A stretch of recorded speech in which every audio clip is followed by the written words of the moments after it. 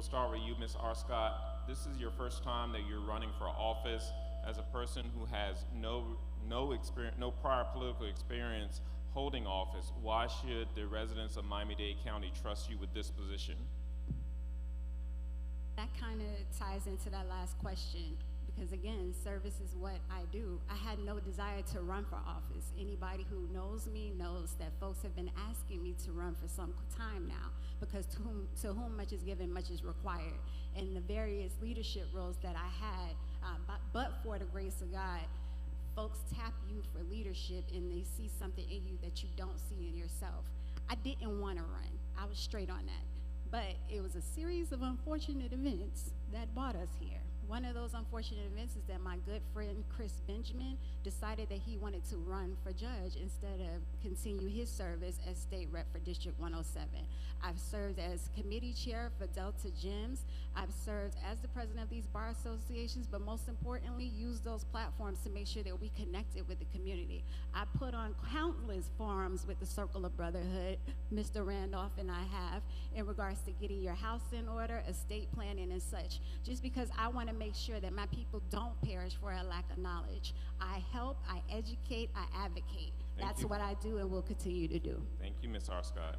And the next question is going to you, Ms. Olivo. You mentioned earlier, and you were quite accurate, that you have run for office before.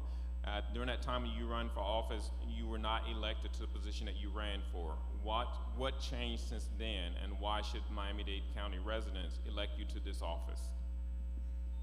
So, I never thought, okay, let me see what I can run for. I'm not a power-seeking person. This is a calling, and by calling I mean a literal calling from God, and it always has been. Before even considering to run for this position, I fasted for 2 weeks. I fasted and I prayed, because at the end of the day, I want to know that I can serve and serve with a full heart and know that this is what God has called me to do. That's really my answer. I cannot do anything without the guidance of my Lord and Savior, and I know that we're in a house of worship, so I can be completely vulnerable and say that.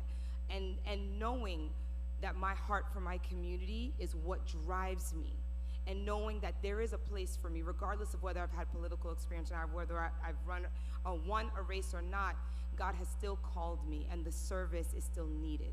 And so that is why. Thank you. Thank you. The next question goes to you, Ms. Bartley. You've mentioned your family's connection to the political arena. Why is it that a lot of your campaign has to do with that, and how should we understand that you're running on yourself and not on the credentials of your family? Okay. When I first got into the political world, I may say, I put in my bid to run for Miami-Dade County Mayor.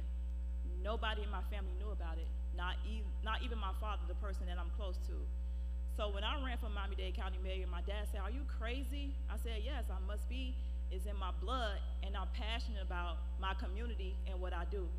Me running for any positions doesn't have anything to do with my family. I'm my own person, and I'm my own leader."